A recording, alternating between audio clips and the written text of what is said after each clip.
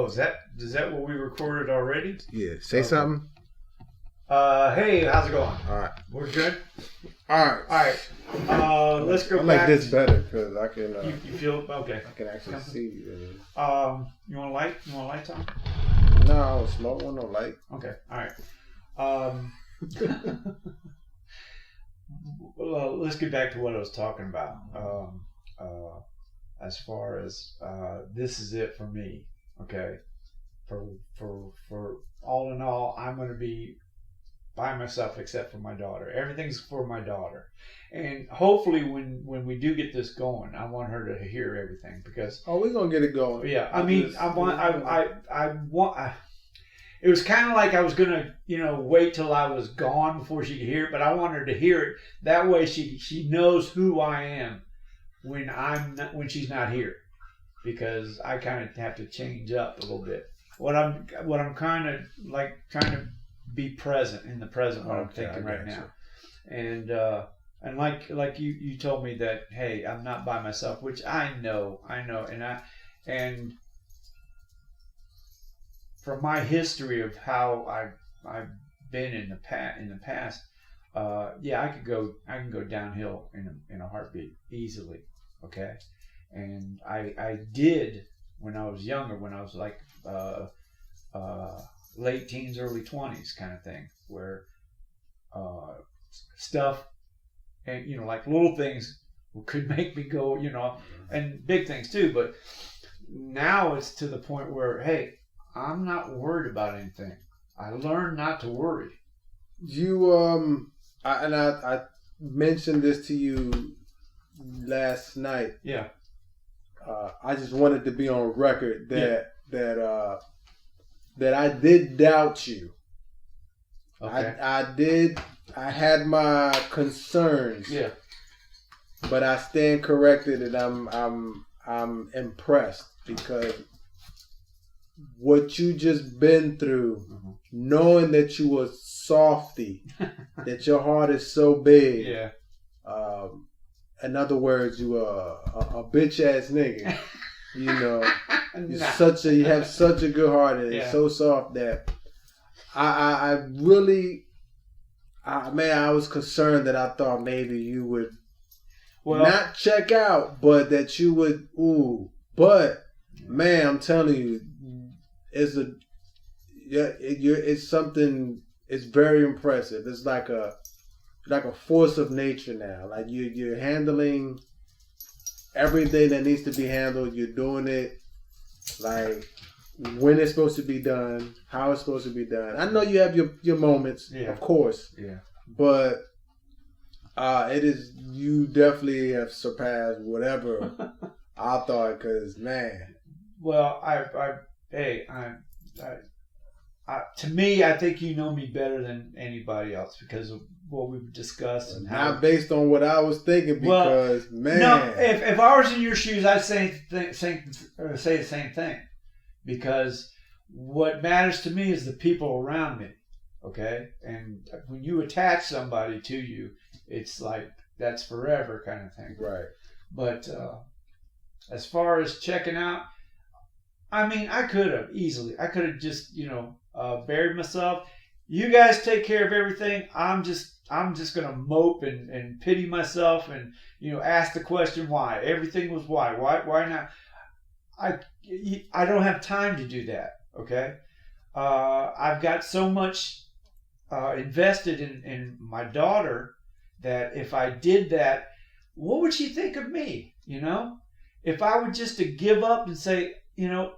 And another thing, if if I did, my wife would look down upon me and say, "What the fuck are you doing? You got responsibilities now. I can't do it for you no more." That's what she's telling me. I can't do it for me. She did everything. Now I got to do it, and I tell myself, "Hey, come hell or high water, I'm going to do it." The only thing that's going to stop me is if something happens to me physically. But mentally, I'm staying on top of it right now. And I have a good support group as far as my medical, as far as you, my daughter too, my son, brother-in-law. The thing is, And people at work, I mean, they're coworkers, but they're friends too.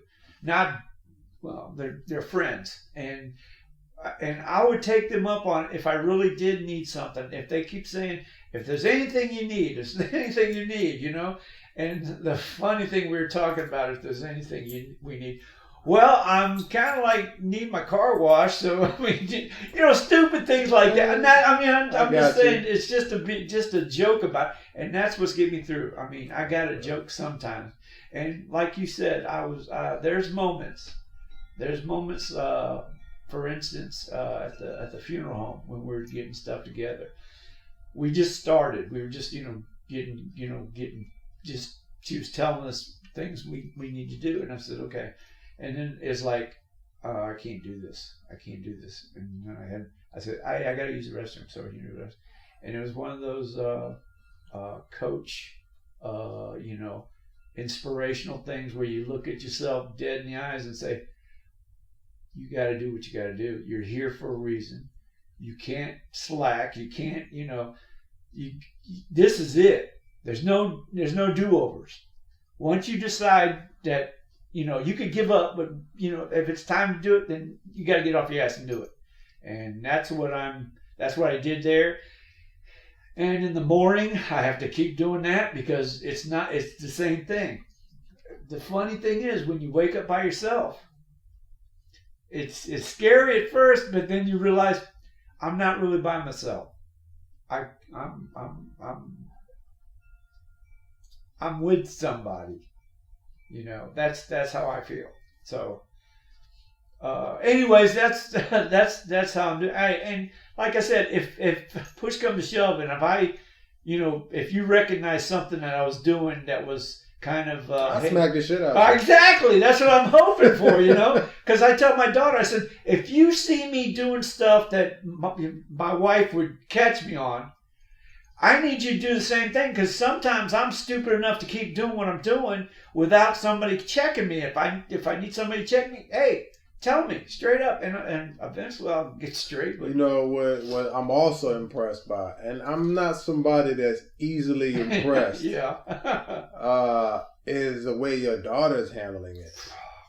Like, I would, and then to be so young I would expect for her to be in her room balling right now. All right. Here's the thing, okay?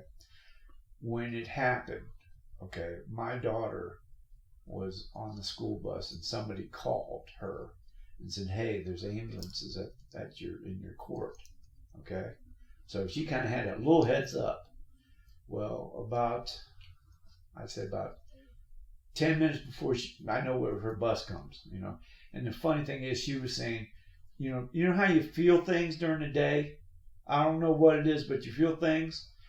She was kind of doing the same thing but I was standing there waiting for the bus, and she kind of knew, so we kind of like blew up right there, did our, hey, time to be strong, let's go. And one of the things that after they finished and everything, the paramedic said, can we go see her? And my daughter, without blinking, let's go. And I was like behind her, and then she changed her mind. I said, okay, And it was like, I don't know. She's a rock. But I hope it's not fake. A facade. If it is, she better, I'm going to work on this with her. I'm going to say, do you understand, if you keep this inside of you and it comes out in a different way, you know what you can do, okay? You know what you can do to yourself, because it might happen. I need to know that I know that you are realizing what happened, accepting it, building strength in order to accept it, and then continue on. But if you're faking this, I need to know right now, because I can get her help. Yeah, she's not only gonna hurt herself, she could hurt somebody else. Exactly. It's just one of the, and because I know if you and I would have questions. Yeah. Oh yeah. As quote unquote grown ups, right, who have experienced something. yeah. I know she has questions.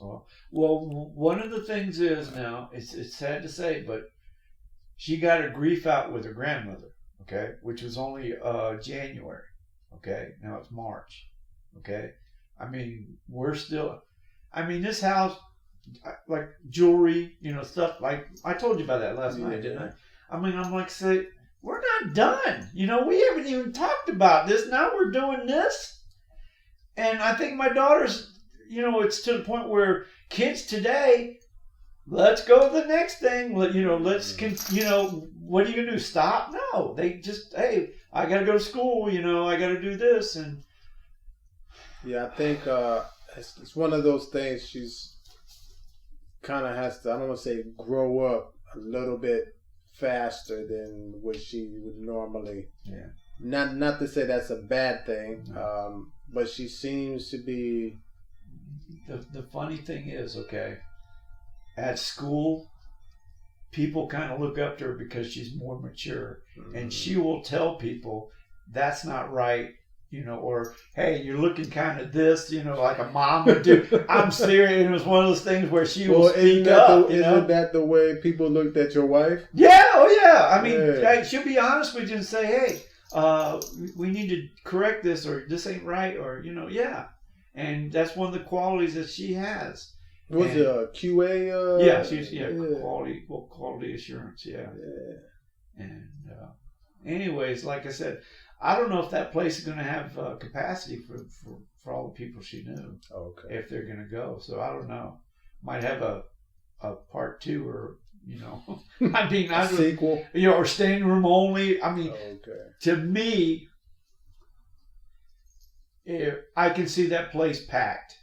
Okay, and it's not going to be a regular funeral. Okay, I'm not going to do the service like they did her mom, where a preacher said some things that she didn't know her, but she wrote things down to say, hey.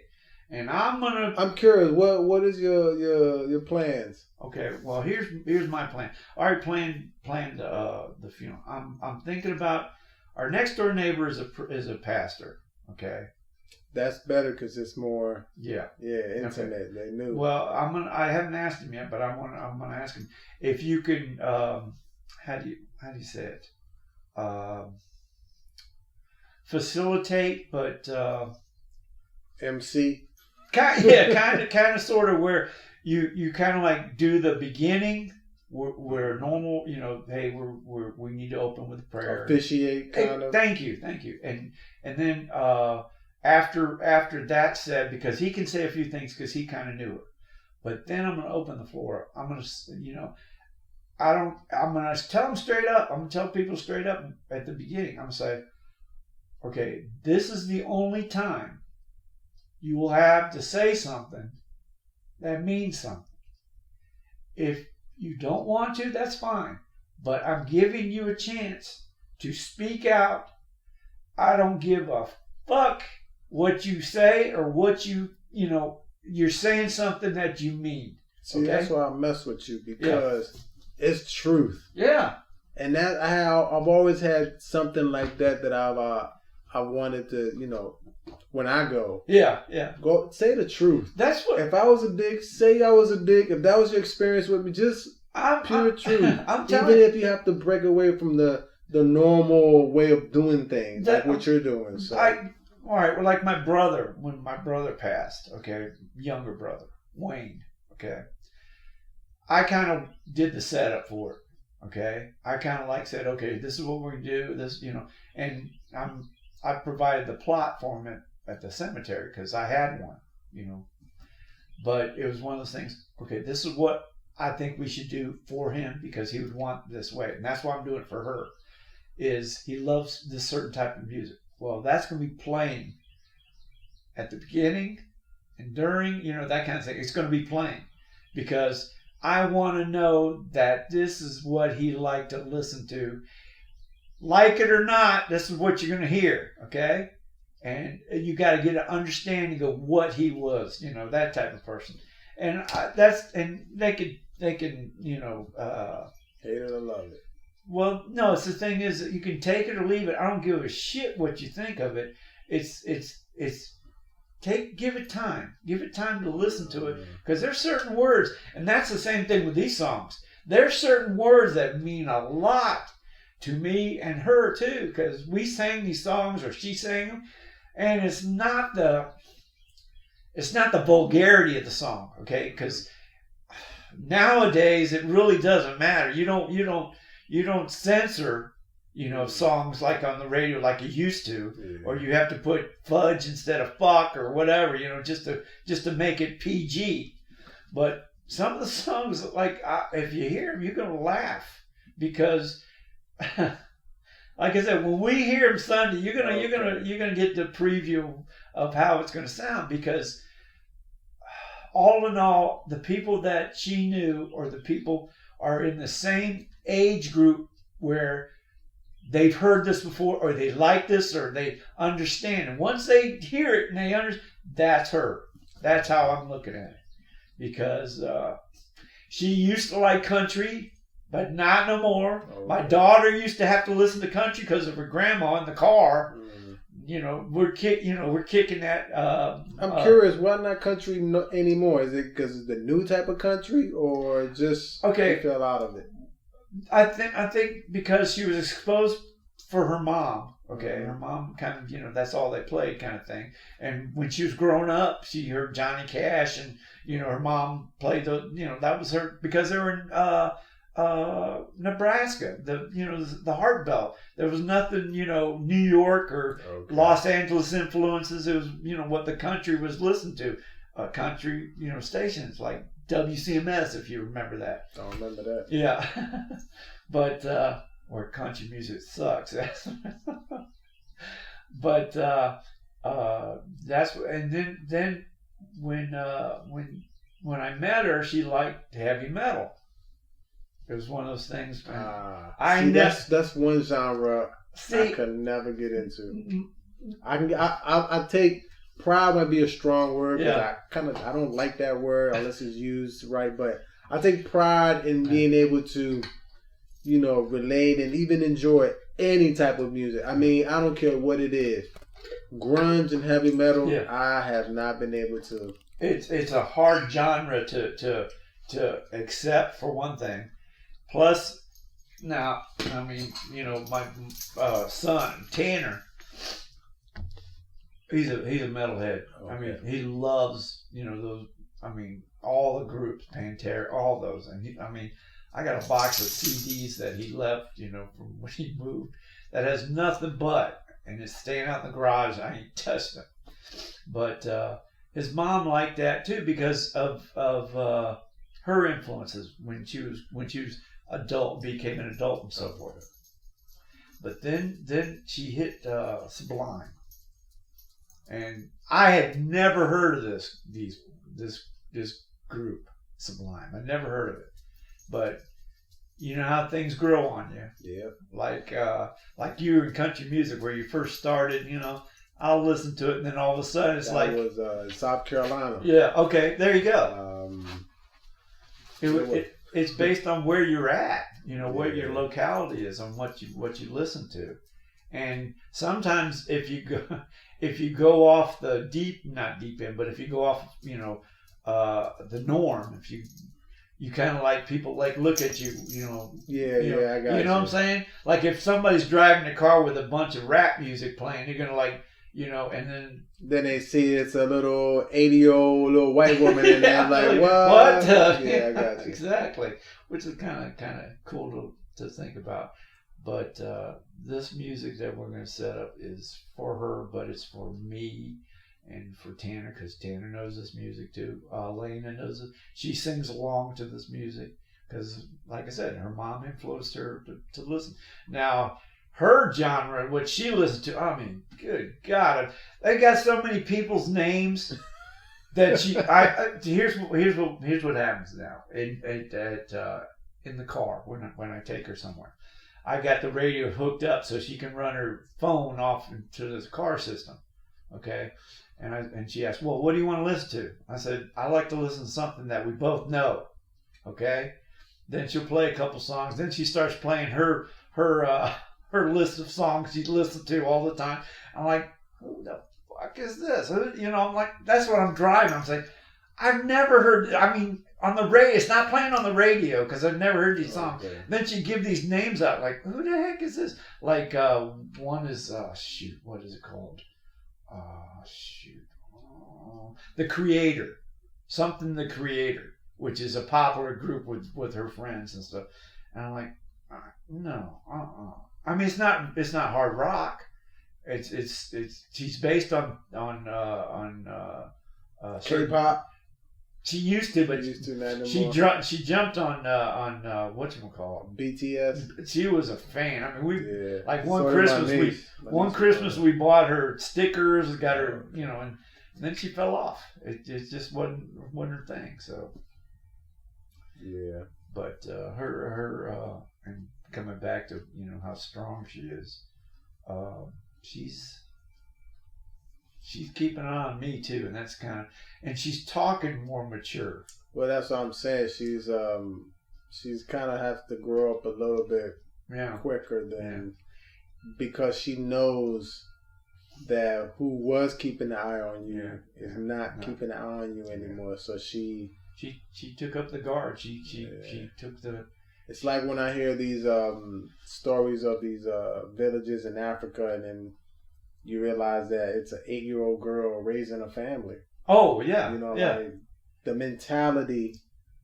What it's like, and then you have 16-year-old kids in America that's like they can't even tie their shoes. You can't say a word to them without them like breaking down and like, oh my God! Don't yell at me! Don't yell at me!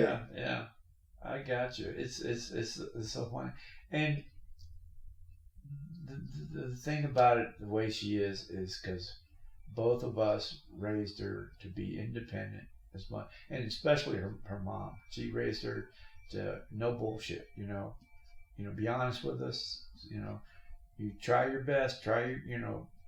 Accept. You know, and do your best. But we did force her to do stuff. Okay. Sometimes you have to. That's part of being a parent. It was basically grandma. Okay, she spoiled her, but she also let's get her in ballet and dance. Okay. All right. Now she accepted it, but it was one of those things like when I was a kid, we were growing up, and when I joined a football team. Okay. And exciting, to start with, right? You a water boy? Yeah, right. Okay. but then all of a sudden it's like it's practice. Okay, time to go. What are you doing? You're sitting in bed saying, I don't want to practice. It's like, why do we have to?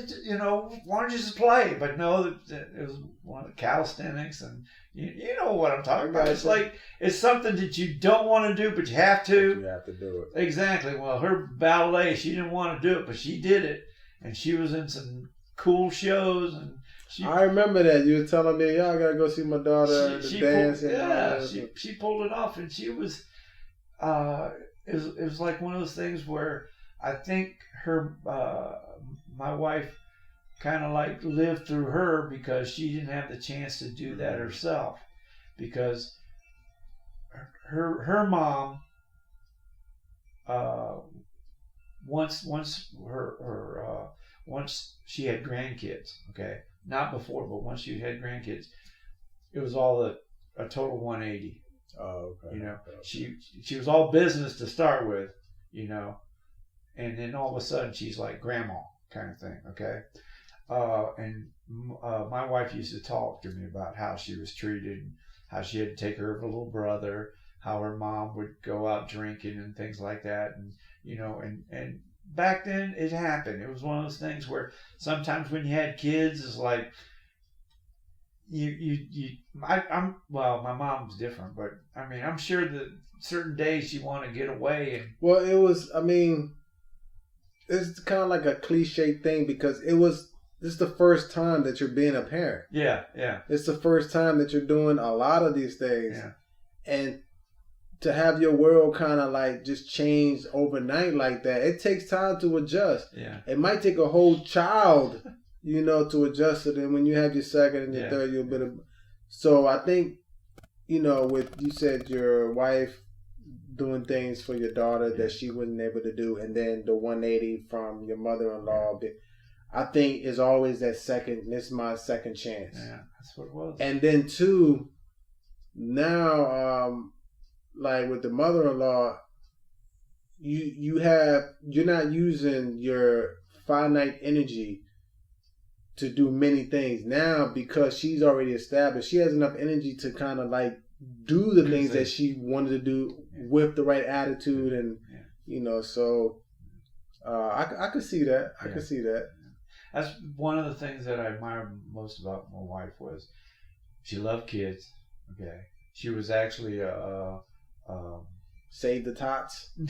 I mean, what's the one? She was Make a Wish. No, we do that too. But I mean, her career path. She was social worker. No, where you working? Medulla. Adula. What's that? What's the? You're really helping here. Not preschool, but daycare. She was a daycare. Okay. She was a manager of daycare, and she was a teacher. She used to teach like 4 and 5 year olds. And in fact, now this is so funny. Okay, one of the ladies that used to work at Steel, she's retired now, but her son. My wife took care of her son, and they became bonded because she said you took care of, and he knew her. Remember my wife, and it was one of those things like it confirms that you what you do in life is going to be passed on, or you're gonna influence somebody. So if she treated him like shit, it would have been it would have came back on her. And exactly. But it's like. I'm going on and on, but my little brother, who's a teacher, okay, one day when I was in the grocery store and with my brother, and we were just shopping, and this big tall guy comes up. I'm like, what the heck? And he says, hey, Mr. Davis, I'm like, who's he talking to? Because he ain't talking to me. Talking to my little brother. He says, man, you know what you did for me? And he went to the service, and his math skills, because he's a math teacher. Okay. I mean, he was like, giving all the praise. And I'm saying, I looked at my brother such in a different light that time. It's like, that's why we invested in you. That's why you went to college and we didn't. That's why we went after you when your school was up and drove all the way to New York and back. Okay. Oh shit. That's her. Hello. Yeah, I'm home.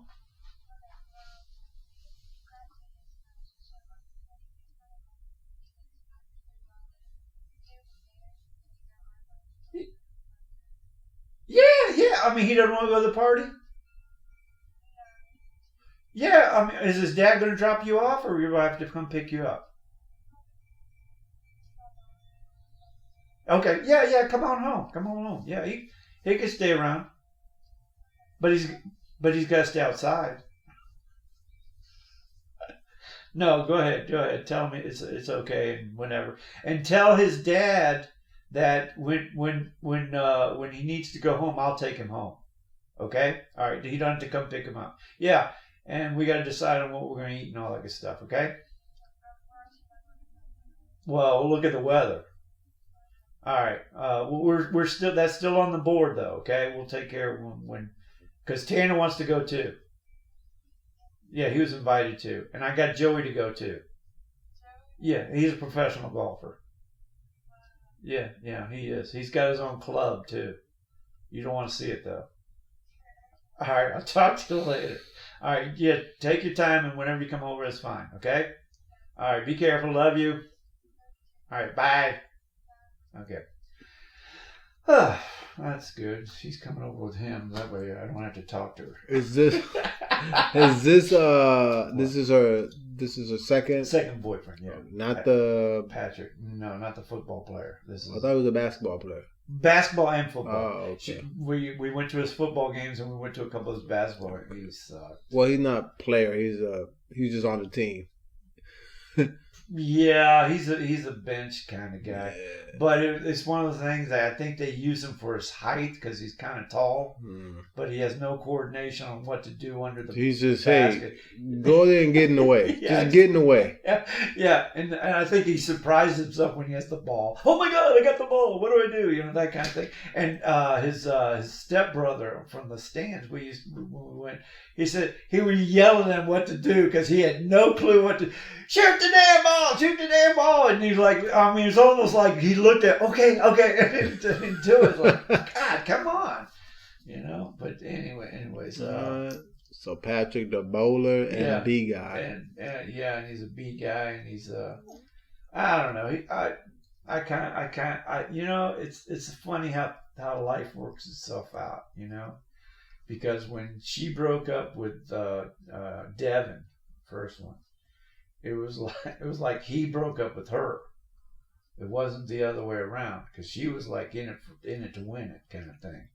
They were even talking about, you know, when you go play football in the NFL, I'm gonna have a florist shop, and you know, I mean, this was like dreamed, like I mean, out of. And okay, go ahead, you know. Now when I looked at him playing football, man, the guy runs like his leg. I mean, his knees are knocked. You know how you run where you don't bend. I don't know how you. Anyway, didn't look right. It didn't. Didn't look like a future pro baller. Exactly. It's like, damn, you're gonna get hurt real bad if you keep this up. But like I said, the funny how things end up. She was in school and everything, and you know, word goes around where, hey, she's available. You know, she's on the market. Yeah, exactly. Yeah. So Patrick knew her, you know, from classes and stuff like that because they had a couple classes together, and I guess he asked, "Do you like me?" And this is, you know how. If you knew what you knew now than what you did then back then, how different you would have been as growing up. For one thing, you don't give a fuck what people think now, right? But back then, it's like I don't want to embarrass myself, or I don't, you know. And I was that way. I was like, you know, I'm not going to make a fool out of myself in front of somebody. I don't want to be rejected, but. What do you do nowadays? You ask somebody, hey, would you like to go out? Oh, no. Okay, fuck you. I'm going to that. You know, it's like that's the way you feel. Not like it's, you know, something wrong with you, because there's nothing wrong with you. You're just asking somebody who's a dick and they don't want to go out. So, but it's always, you're thinking about yourself. You know, what did I do wrong? What did, you know, that kind of thing. Well, anyways, this relationship she's in now is kind of like a godsend because she has something to do. It's one of those things that keeps her out of her bedroom. Yeah. She's doing like going out of her bedroom and into his bedroom. No. That's see, that's one thing that was my wife's job. Okay, I made an appointment with my doctor at work. Now she's going to go see her now. So it's one of those things. I'm taking control. Okay. Sorry, I'm dragging this. No, on. I think you was on it when you said you're gonna continuously ask her, not pester, but just constantly, you know, ask her, make sure that you're good, and this is not, because if not, we can get help but I think just having anybody, you know, that she respects to talk to. That's she's so damn shy. It's not even funny. Like for instance, if we go out to get some bobo tea, we call it bobo. It's the bubbles. It's milk tea. Sound like a bubble gum. Well, it's got these what do they call them? Jelly balls that they put in milk tea. It's like Korean tea. They call it kung fu tea where we go to. It's a combination of green tea, milk, and it's just different. She has to say, tell her what you want. And I'm constantly saying, I need you to tell her what you want. And then she'll come after me and say, stuff. No. Why don't you tell her? You know, it's Mike. He's like throwing me. I'm like, Okay. She wants the Starbucks, same thing. All right, we're in the car going to Starbucks. All right, Dad, this is what I want. And she tells me a macchiato, with cookie crumbs and no coffee kind of thing. It's a sweet drink. Looks like a milkshake too.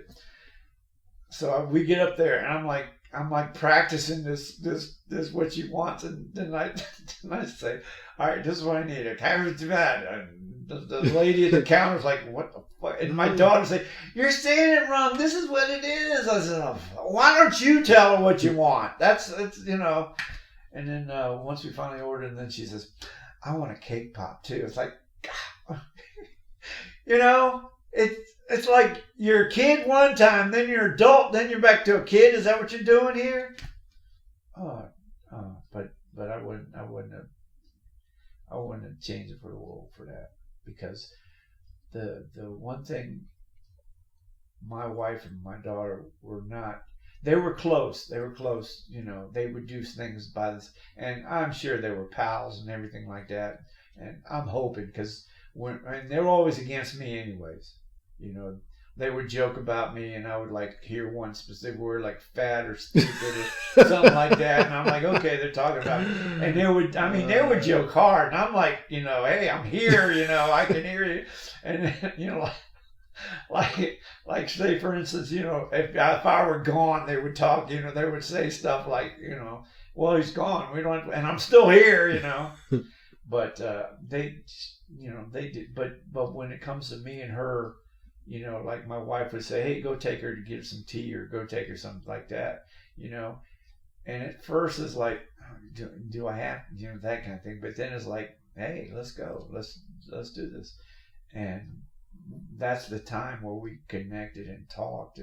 And one of the best things about it is I could see the change from being a kid to a teenager, and she's getting to be a young adult, and the maturity level is hey, I'm so proud that she's maturing like that, because one of the things like you were saying that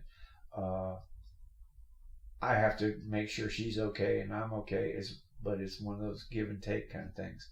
She'll look at me and say, hey, you okay? Are you gonna be all right? But then I'll throw it at her, hey, you okay? Everything's gonna be all right. And it's one of those things where if we haven't said in a while, we'll make sure we're doing okay, and that's what we're doing right now, and that's what I'm doing right now. It's just staying busy, because I'm a lazy motherfucker. I am lazy. All right, my surgeries, okay, rehab, physical therapy, fuck that, okay. I did it if somebody was watching me, okay? And I'm telling you, they used to give me papers. Okay, here's the exercise to do. Stand up against the wall, do this, and then they'd show me it. And I said, okay, I can do that. The minute they leave, it's like I crash here, watch TV. I'm bending my knee, putting ice on it, doing the minimal amount of doing. Let me ask you this: yeah. Did they tell you to extend your then dorsiflex and then point it back out? They tell you to do that. Yeah. Kind of like it's to flatten. Yeah. Yeah, it helps to build these the VMO and all these muscles around the kneecap. Well, the thing is, I thought that they bruised it because the way they have to split it to get to the kneecap and all. That's the recovery time where you have to build that strength back up. Because they, I remember you said as soon as you have your surgery, they want you get up. Yeah. Because that's actually one of the muscles that atrophies the fastest. I thought that was pretty cool. I was like, that no wonder Jeff said. You have to. Are they doing to like internal like rotation of the hip? Are they doing any hip exercises? Yeah, they did that. Yeah, okay. The same thing. Yeah. Yeah, that's crazy. Yeah, that's it's like, and like I said, I mean, I'm lazy. I'm sorry, I'm lazy. I just don't feel like it. When I feel like I'll do it.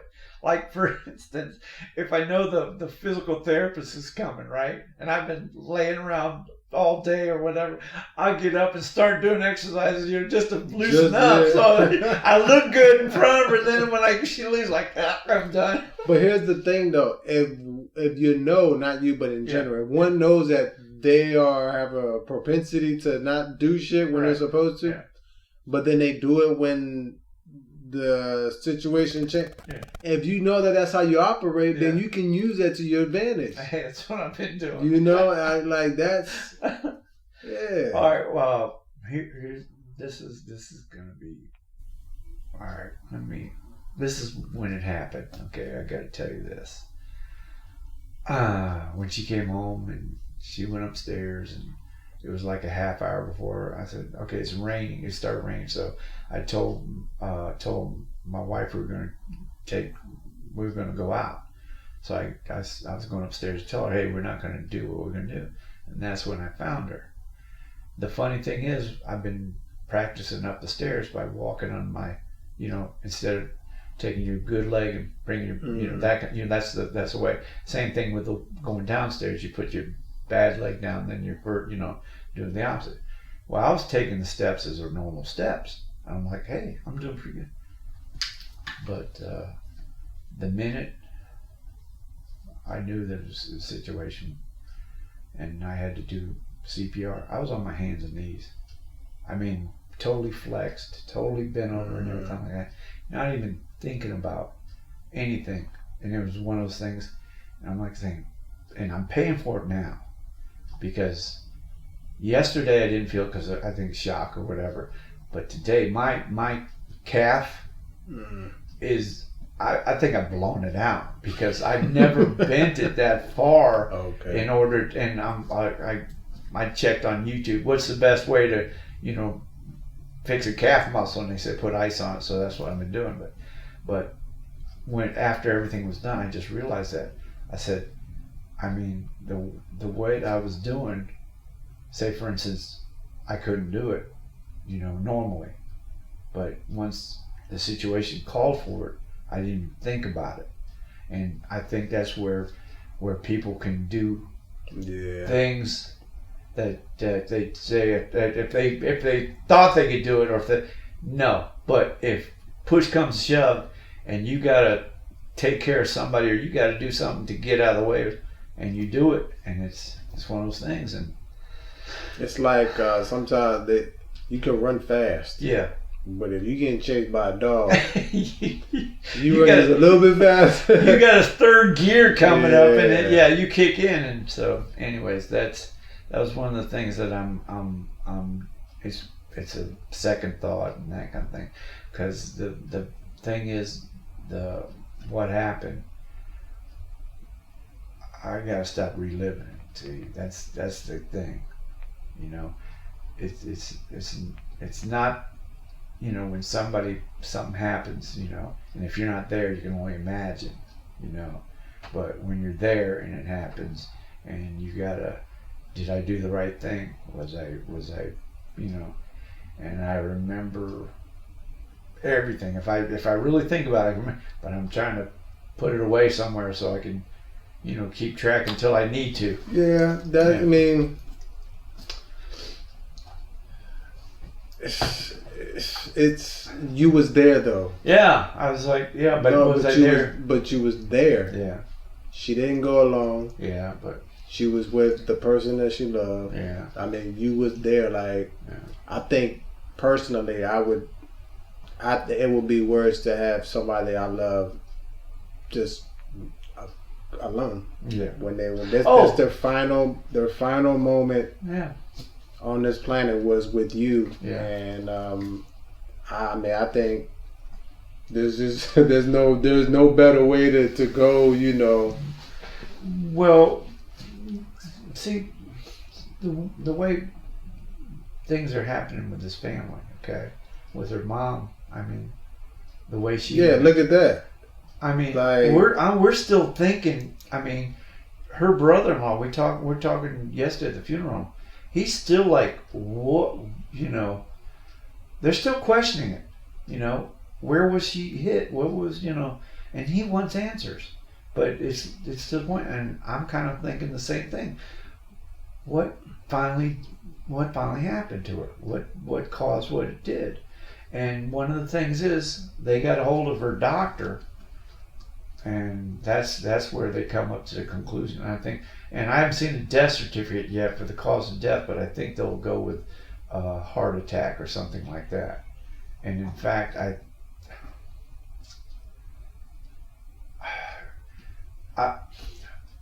to me, she was hiding something from me. Okay, I mean, this lady was suffering. She had a bad foot. Okay, she was getting her thumbs, because the way she works with her hands at work, she has to tighten screws and stuff like that to test them and all the things. She was getting arthritis. She was having to wear braces and things like that just to get through. Just walking. She was walking 6-7 miles a day inside of a building on concrete. She was doing this, and she'd come home and she'd be tired and everything. She'd make dinner and still, she had to go upstairs and recoup as far as hey, I needed time by myself, have a drink, just take it easy. The thing that shocked me was she went upstairs, and when I looked at her table, and her drinks were not even touched. Mm-hmm. So it was like one of those things, like this happened like that, and you thinking might have took something, or she had a condition I'll never know, but right. It's kind of like telling me that, all right, when her mom passed and she went downhill, I mean, she was fighting it to stay around, but she was fighting it, meaning that she was not doing what she needed to do. Normally she was a strong person, but she quit eating, she quit drinking. She basically maintained a minimal amount of, medication, that kind of thing. And I tried explaining. She was saying, oh, it's my neck hurts, and that kind of, and I think I'll go to the orthopedist and see what he can do about it. And the reason why her neck hurt was she couldn't hold her head up, because she was so weak, and so her condition got down to where if you stay another couple days in this state, you're not going to be around, because your condition won't improve, through medication or through potassium increases, salt increase, because she lost all that. And to me, I think it was one of those things, she couldn't live no more. I kind of hinted like she kind of it's like she gave up, but I'm not saying she gave up. I think her body was telling her, I can't do this no more. And I think the push that her mother did was over the top. Like if my mom passed, and if she was fairly young, oh man, I would what am I going to do? That kind of thing. And I think she said, what the fuck? How much more can I take, kind of thing. And a couple things, I'm going to get this on podcast. Motherfuckers at work, and they know who they are. They made her job so hard. They were, you know how big our company is, right? Super. I mean, they go hard on things what they buy and things they throw away. These assholes, they had another lab that was being refurbished, redone. They increased it just to put a machine in. They tore out walls. I mean, they had to plan this thing a year in advance just to get, and I was watching them do it, just to get a machine in a room. They got it done and everything. Well, what do you do with the stuff that's in there? Let's get rid of it. We're going to get new everywhere. They're getting like $1,600. No. How much was it? Like $2,000. A bench would cost $2,000 to make. Dang. Okay. I mean, money was not. I'm about to start charging them extra. So hey, you better move up. Now the thing is, they gave her junk to put in her new office. This is a new office, new space. you haven't been in there, but it's Lillian Vernon, okay? And they have different bays. They got 4 bays there. A bay is huge. I mean, you've seen how big that place is. Yeah. Well, I mean, it's to give an example. In the last episode of Indiana Jones, where they take the Ark of the Covenant and the government takes it to this warehouse and puts it somewhere, that's how big the bay is. I mean, it goes. I mean, it takes like a minute and a half just to walk the length of it. I mean, it takes a while to get to it, and you're looking down the end, and then you're looking up. It's got like a 25 or 30 foot roof ceiling. I mean, and it's full from the racks and all the stuff in it. Okay. They got this. I mean, they took a year and a half or so to get this one bay done. They finally got the people out of there, and this is going to be our battery operation. Okay, the new battery equipment. You know, the thing I showed you. She started that. She was the QA involved in that, and she was the QA on most of the newer products that are coming in. They had her lined up to, okay, I need you to go do this when this comes in, and we're talking a year and 2 years in advance. This is coming, and she was talking to me about this all the time, and I'm like, and she was like psyched because she likes stuff new. She likes to get involved. She was good at what she did. She was like, I mean, I'm proud of her, but she was proud of herself too because she was on top of it. And what these motherfuckers did was they took this crap that they took out of this space that's been there for years. And they gave it to her to use in her new office. All she asked for was a 4-foot desk, a chair, and a table. That's it. The desk would have cost, we were figuring out, because she calculated herself, desk would have cost $300. The chair would cost like $30, okay? And they were giving this shit to her to put in her office, and they didn't even clean it before she got it. It's a piece of shit that we were talking while I was on recoup, and she was talking to me, and she was like, and I got pictures in my phone she was sending to me. Look at this crap that you're sending me. When we get off air, you could tell me the name of the person that was in charge of. Oh yeah. I'll tell you two names. One is for sure, motherfucker. Anyways, her office, and there's a line of offices for different people, okay? And they're setting these offices up, brand new offices. They had a stack of desks to be put together in front of her office for those people, okay? Now get that. You're looking at somebody with a new desk. That's crazy. Okay, then she told me, okay, they put a new workstation in this one room. It's a label room, okay? The person stays there like 10 minutes. They put a new desk in there for them to, and they're not even there. They're like I said, there for 10 minutes, and it's empty.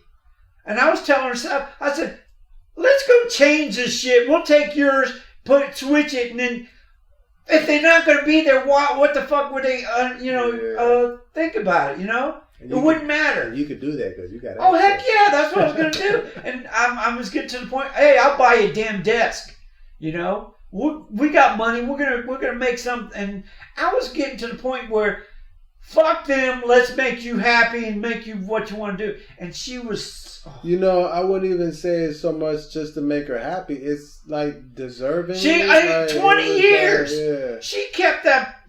She kept the quality up for as long as she was there. Yeah. And the thing about it is, the thing you're gonna miss the most is she had that eye that could catch. I mean, say for instance, there's a pile of parts there. She has the magic. I don't know what she does, but she can look in there and pick up the only part that was bad in it. Okay, or different. And then you could look through all those parts and they'd be the same except the one she picked out. I mean, that was 100% what she was doing. She called it the QAI, meaning that that's how focused she was on it.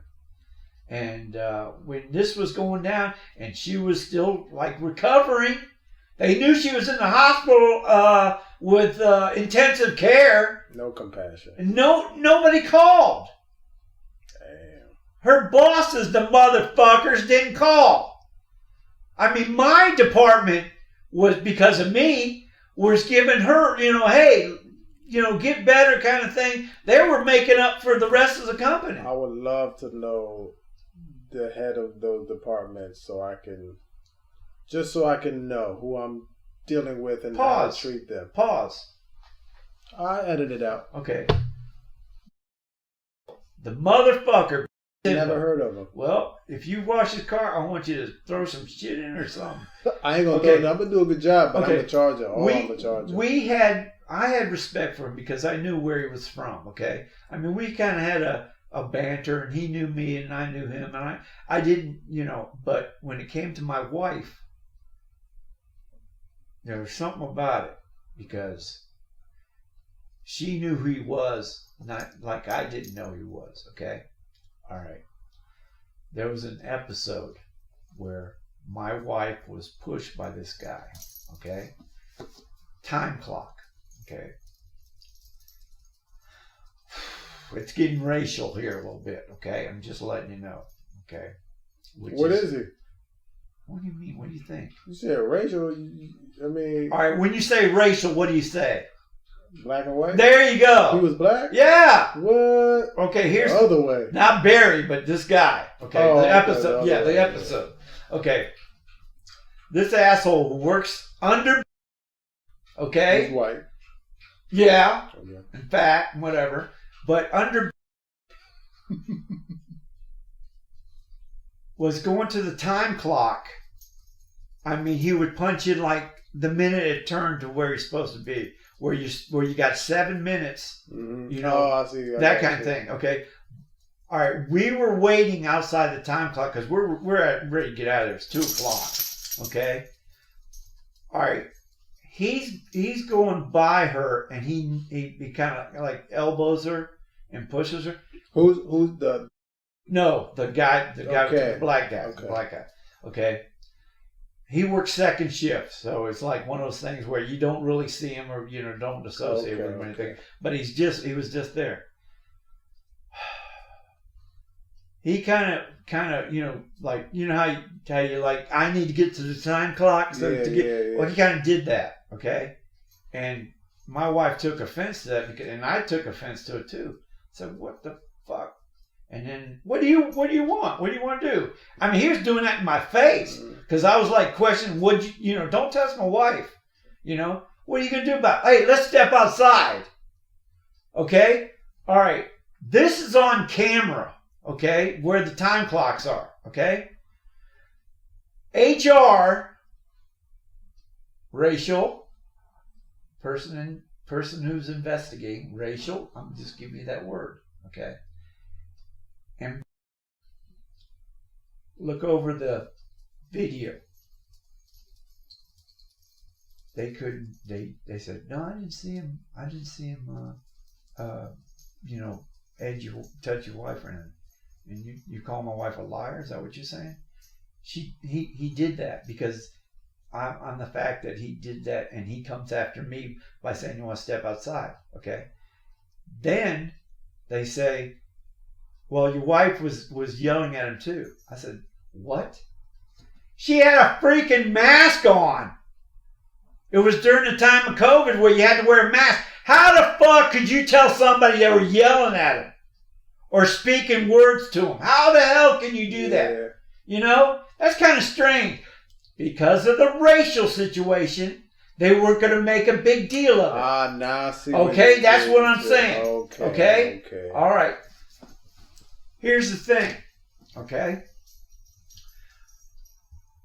We went to HR and explained our situation because he threatened me. Right. Okay, he threatened me to, hey, let's step outside. You want to take care of this right now? Let's go. I'm off the clock. You're not. You want to do this right now? Okay? And hey, pointing fingers, all that stuff. And and my wife is saying, no, get back. He's like, it's not worth it. It's not worth it. She pulled me off. So we said, okay, we're going to HR because this is bullshit. Because this guy was doing this all the time. You know one reason why? Because he was black. No. Okay, here's the thing. During shutdown, our department, facility maintenance department, requires some help. So what we do is we fan out. We ask people, hey, you want to work for us for the hours? The days that our plant shut down, in case you don't have any hours for vacation, that kind of thing. It's just to help people out. Okay. So I get this guy. This is before anything happened. Before any of this thing, and I think that's what did it. Okay, that's why he didn't, and that's why he pushed on her. Okay, he didn't forget. Well, he had a grudge against me. Yeah, he didn't forget. All right, here's the thing. I told him. This is what I'm so easygoing with these people that help us out. One thing, I hate to train people. Okay, I kind of like tell them, give them the easiest jobs in the world. I noticed. Okay, one of the things also that I tell them, I said, here's the thing. I need you visible, okay? I need you looking busy, and you take your breaks. I say take your breaks when you want to, but don't abuse the situation, okay? I keep when I have helpers, I have to keep an eye on them, kind of thing. Make sure things. I'm driving around, I can't find it. I'm like, okay, well, I'll give them the benefit of the doubt. Is this is the guy? Yeah.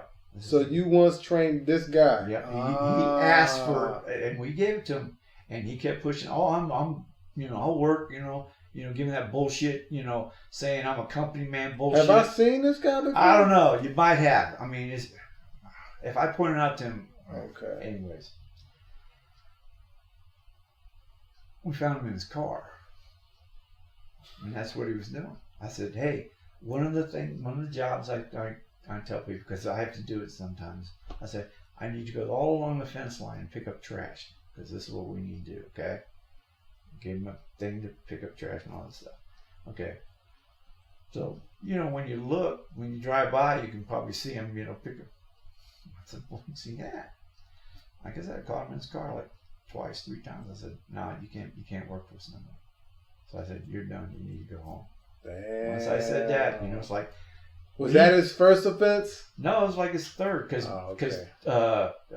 was telling me, hey, you seen your guy? Because everybody, I keep telling. Because then that's a reflection on you too, though. Well, here's the thing. I keep telling these guys that work with us. I said, don't make me look bad, because everybody's watching you too, and I'm the one that's going to hit it when it happens.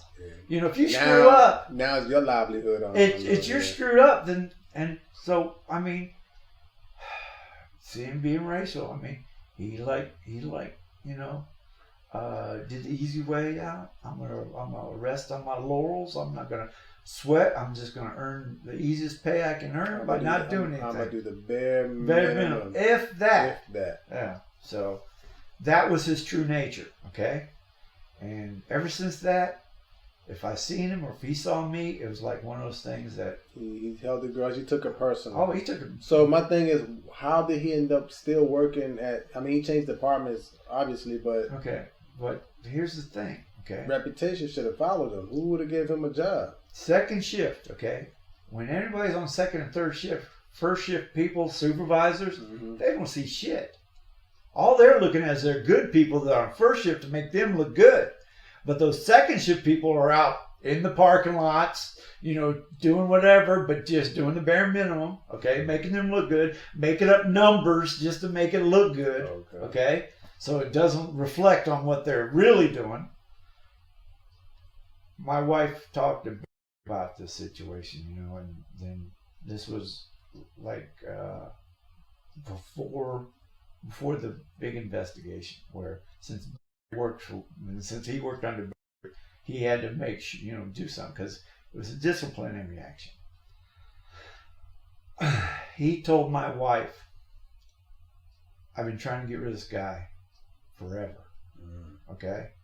It's one of those things, I can't do it because I'm just saying, because it's, hey. Now, is it because he's black or because of affirmative action or quota that they have to meet, and because he's black? Is it like political or? It's one of those things where if a certain department is a certain color, such as HR.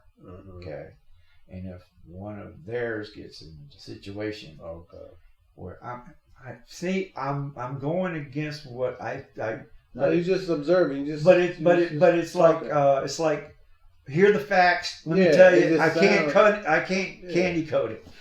So what happened to him, and this is what made my wife just I mean, was a piece of shit then, okay? Because he told her, I've been trying to get rid of this guy because he's threatening people on work. They don't want to be around him because he's an asshole. You know, he's a piece of shit asshole. Okay? I mean, there's people that leave in the department because of him. What do you do when somebody is that way, but you have other good people leave? What do you do about that situation? Do you keep him? What do? You kept him. Then you go into this investigation, and I say, hey, you got a good reason to get rid of him because of what he said and did. Because I had a witness. We had a witness there. And he tells us on his camera, which he watched over and over again, this didn't happen. But you said you wanted, and you had something factual that happened, and you could do something but put a disciplinary action on him. Like the next time you do this, your shit canceled, straighten your ass up. No, nothing was ever done to it. And guess what? Who suffered? My damn wife, she suffered. Okay? Because she thought her department had her back. And once that happened, her back, she's on her own. When you find out when you're by yourself at a job, when you think you got people backing you up, you feel like, hey, it's sharks time. You're in the middle of a shark-infested waters, and you got to take care of yourself. Not only that, but that happened after she's been there for so long. What? Tell me about it. See, the thing is, I don't care, like me being that long, okay? I mean, I have a good reputation. I can, do what I'm doing now. I can, because I do what I say and say what I do, okay? Sometimes I look like I'm working hard, but I'm not because I can know how to do it. Because I've been there so fucking long, I know what to do, okay? I can make it look easy. Plus, you come in on Saturday and Sunday. I'm eating time, one thing, because of the money. Hey, at the time, I need the money. Then it became a habit. Then I like doing it because there's things I could do without nobody there, and I can enjoy my time and same with what we did and all that stuff, okay? But it was one of those things. And then when she found out that motherfucker was didn't have her back, it was like, okay, now I know what kind of person you are, okay? Then when she told me that, I said, that motherfucker, okay, you fooled me. Once somebody fools me, what happens to them? They're on my shit list, and they're going to stay on that. I don't care what they do, okay? Anytime I saw him in the hallway, if he would say something to me, I would just go away, Anytime, because like I said, we had a rapport going on. Like if he needed anything done in his office spaces or anything like that, because we're facilities, we take care of things. Hey, you're on the top of the list. Ever since then, I said, no way, I'm not going to do shit for you. And if you come up, if you were on fire, I wouldn't even take the time to spit on you to put you out, okay? Because you better know that you're responsible for part of what happened. Because if you had done what you should have done that time and this other time where her new office space was turned into a rat hole because you wanted to save fucking money for crap that we throw away every day. Every single day we get rid of shit like that. People take that stuff and take it home because Steele doesn't want it anymore. It looks like crap. But hey, Lori will take it. And when she broke. It's disrespectful. She broke. That's the meaning, like. Oh, she broke. That was another thing. You can only take so much, where you're sacrificing your body for the company. Okay? She was always saying, I can't do that because I got to do this. I got to be at work, and we had to plan things around her job, like these new lines coming on. we can't do this whole week because I have to be there. You know, it was job one. First, you know, always ahead of time. You know, and we have to plan things ahead of time. Okay, nothing's happening. You get people to look, you know, take over your spot, you know, that kind of thing.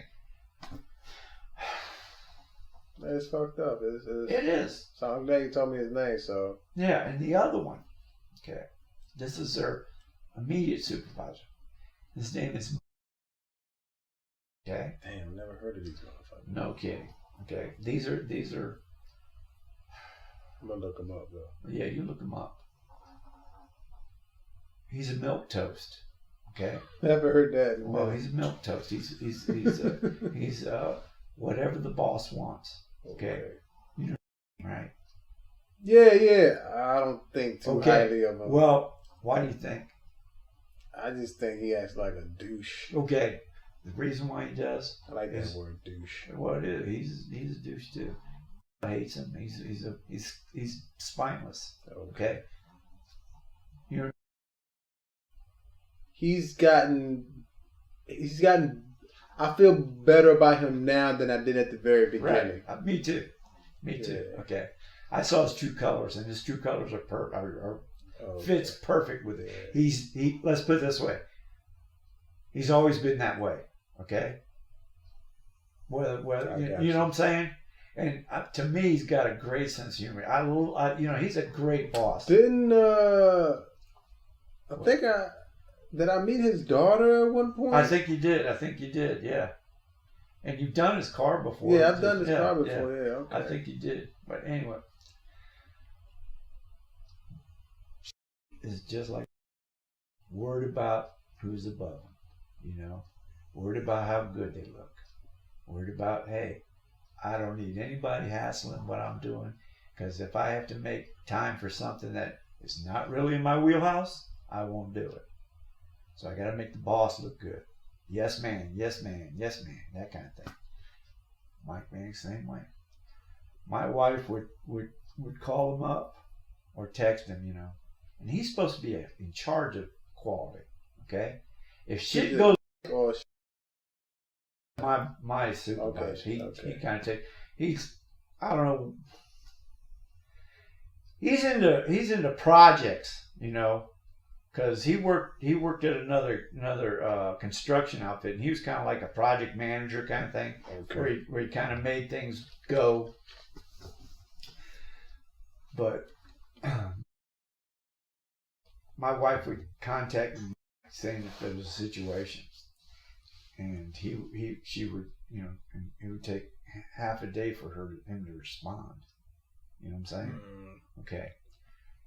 You got the only person who's looking out for you for these new projects, these new pieces of equipment that they're making, that we're going to sell, that we're pushing battery. It's a new line. I mean, this whole Indiana Jones warehouse is basically for the new battery lines. Okay, she was the head of the quality assurance for that whole thing, and she was taking on like a champ. She said, "This is mine. I'm gonna run it like we need to. You know, if I have to work." And she was gonna work extra hours and stuff like that, and. So it was like she got more responsibility, okay? You know, hopefully she would move up as far as, you know, become a lead or something, which she should have been a long time ago, because she was training these assholes, okay? There's only like a couple, 3 people that she's trained that followed her directions, and they're dependable quality technicians, okay? They started with her. She trained from the bottom up and made sure that they knew what they were doing. Are they all males? No, one's female, one's male, and one's male. There's 2 males. That's good. That's okay. Good. But I know them, and you know, whenever they see me, you know, it's like I better look good in front of me, because they know her, right? It's like one of those things where if I'm around, you better make sure that nothing happens to her, right? That kind of thing. Because I was always looking out for her anytime. You're supposed to. You know? And anyways, she would. Okay, they're hiring any dick off the street to do some of the stuff that she was doing before she got all this responsibility. Now, when she was doing her job, what she started was, she was catching stuff left and right. Okay, she was crossing her T's and dotting her I's and making sure everything, and she wasn't slack at anything. Okay, she didn't let nothing slide. One of the most amazing things about her was everybody would go to her to say, "Is this okay?" Okay? I mean, they thought so highly of her. If she said it was good, they could be confident and say, "Okay, I know what's good." But if she said, "No, that doesn't look good," keep an eye on that, they would do that. It's like the assurance that I'm doing right, and it gave you somebody's looking out for me. And if they're right, I'm good. If they're wrong, hey, it's on them, not me, kind of thing. You know how you get reassurance, but like you're not hanging yourself out. There's somebody holding you up. Well, that's who she was. She took it on herself, and nobody told her to do that. Okay, nobody. But every time she would be talking to me about this, and she'd say, "Oh, we got a problem with boxes." Okay, and then they come and then they show her, well, how's it look, and she'd look at it, and say, well, when you fold the box up this way in order to put the product in, you can't see that. It's on the inside. Why throw away 100 boxes when that's nothing? Let it go. And she had authority to say, let it go, or no, we got to do something about it. That's how 20 years, that's how strong she was there. And this stuff I want to tell these people that come to make sure they know who they lost. Yeah, that'll be a perfect time. That's it. And if those motherfuckers, and I'm saying this the most I've ever said because that's the quality of these people, if they show any sense of condolences, I'm going to take that condolence and shove it up your ass, because you could have prevented a lot of this if you'd have taken care of your people. When you take care of yourself before you take care of your people, this shit happens. It may not have been this tragic, but it happens. And you're just not another number.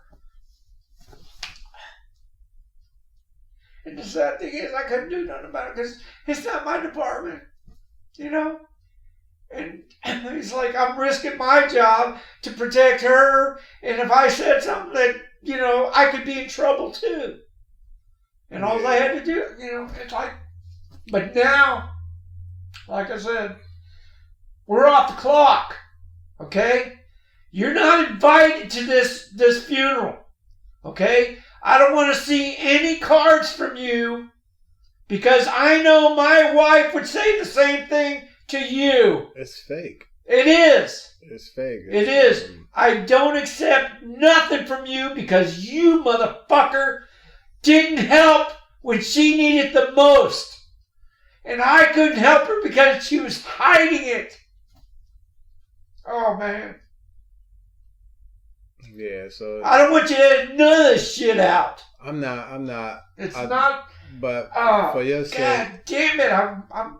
But for your sake, know that it doesn't matter anymore. I don't give a shit. Saying there's no blame on you. No, but the thing is, you did all you could do. I don't care who hears all our stuff that we did. Okay. Because hey, guess what? You about to retire anyway. It's on the. Like I said, I'm gonna stay another year and a half or something. Because hey, I'm staying for you too. Okay, just I appreciate that. Okay? I appreciate that. Because like I said, I'm gonna take care. We're gonna do stuff. Okay. Yeah, I was thinking Alaska. Okay, I'm talking or Iceland. Okay. Perfect. Oh man, that I can deal with Iceland. Cool. Or Greenland, or I can. Iceland is good. Iceland is good. Yeah. Shit, let me call Buddy real quick. I hate when she texts me. She just call me. I hate text.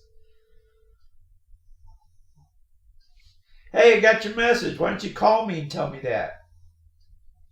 Huh? No, that's all right. I just don't like reading. That's all. Yo, you know? You heading over? What are you gonna do? You gonna tell me or what? You gonna tell me what you're gonna do, or you don't know what you're gonna do? All right. Well, when you come over, just do whatever you want to do. Okay. All right. Talk a little bit. Love you. Bye. Okay.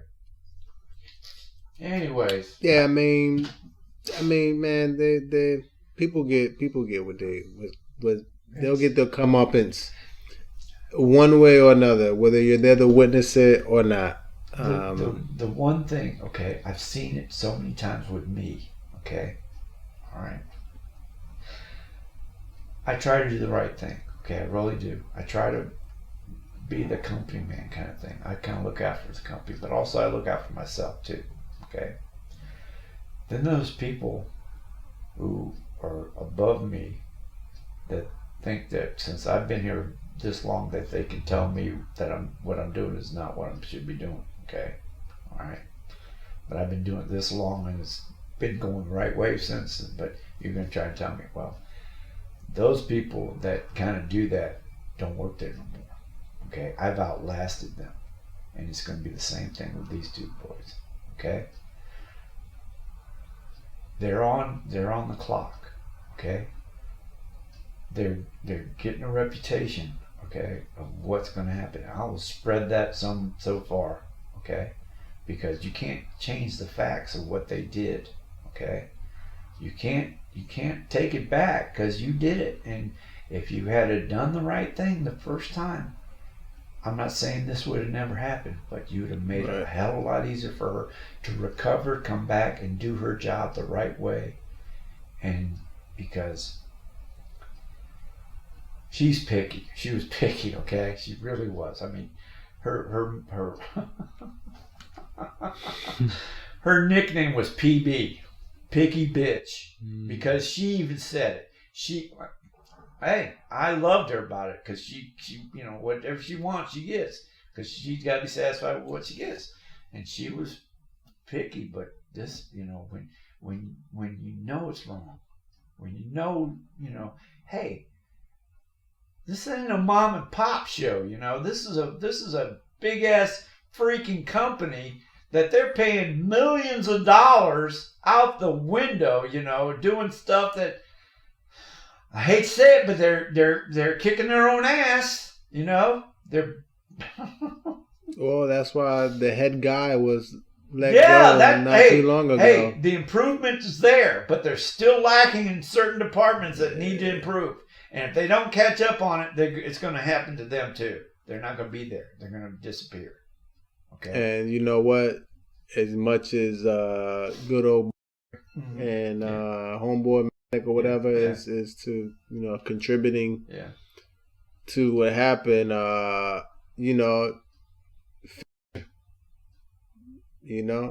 didn't he have people doing double, triple shifts and all that? He made so it started hell for the people underneath him. They did not like him. And when you have people under you that don't like you or don't respect you, you better watch your ass, because guess what? The minute you show a crack, they're gonna exploit it. They're gonna make sure that, hey, don't fuck up, because we're gonna catch you. And it's the same thing with this. Hey, you're gone, and I don't know. Go ahead.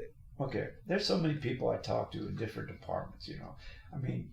To me, I call them friends because we can talk about anything like you, but not as much. But just if, for instance, like if you run into somebody at work, they come and talk to you. Okay, they're not really your friend, but you're willing to talk to them. They're acquaintances. Well, I have a bunch of those. They're friendly. Yeah, exactly. I have a bunch, and we'll talk and stuff, and they'll say, well, what they're doing in their department. I'm saying, and then they tell me about this one person who's like their supervisor or something, and such an asshole, such a dick, and such a Mr. Napoleon complex, that kind of douche. Right, where his he's got penis envy, that kind of thing. He got a micro penis. Right, micro. Yeah, he needs tweezers. Baby dick. Anyways, I tell these people to encourage them by saying they're not going to be there long. Okay. Understand this. It's not forever. Just wait. Be patient, because I had to do that myself. It took a while, but it finally happens. And one of the things we talk about, we speak things into existence. We get that ball rolling up there, making sure something happens to it. Just to get that idea out there, so something of a type of energy will hit that idea and make something happen. And it's like surprise, serendipity, synchronicity. Okay. I saw a program about that. I'm saying that's what you got to do. It's one of those things where what do they say? Go with the flow. Okay. Meaning, you know what to do. Whether you like it or not, do it. Keep doing it. Keep doing it. It's creating your chi, your energy, and then once that you got that under control, that you have this balance as far as you're calm, you can deal with certain things have an attraction to you where the good things come up. Where if you need something to happen, it happens. I mean, it just does. Like for instance, with my wife, because we were so close, it was like one of those things. You've been in the factory, right? I mean, it's a noisy place. Okay, seriously noisy. She could be far end of one of the assembly lines, and I'd be driving a forklift. Okay, and she'd whistle. Okay, and I'd be like a dog saying, "Where's she at?" She joked to people. She would say, "Here, wait a second," because she saw me somewhere far down. Hold on, psst. And I'd be like, the minute I heard it was like one of those things like Pavlov's dog. It was one of those things. Like I said, it would be the specifics. I was like, where's she? And it would be so funny because I'd be looking around. Then all of a sudden there'd be like an opening in a place, and she'd be looking at me, and that was the magic. That was the magic with her. That's what's up. It was just.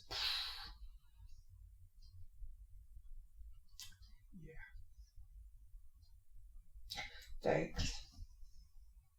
This is help. Don't look like it to me. No, it's helping. Trust me, because I'm recovering faster and faster every time I do this, because what helps me is being angry. It does help. God knows, because I've never been angry.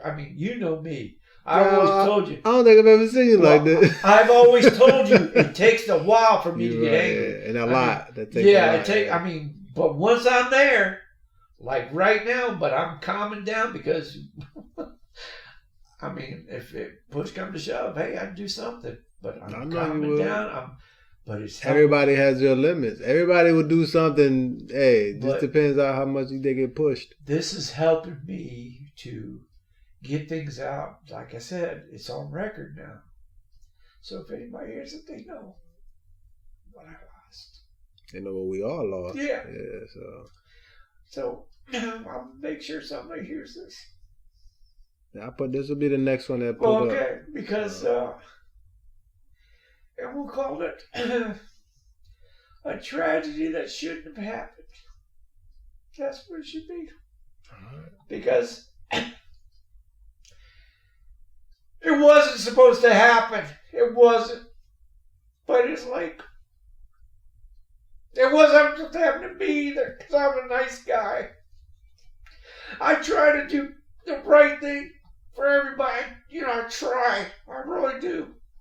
I try to take care of people I need to take care of.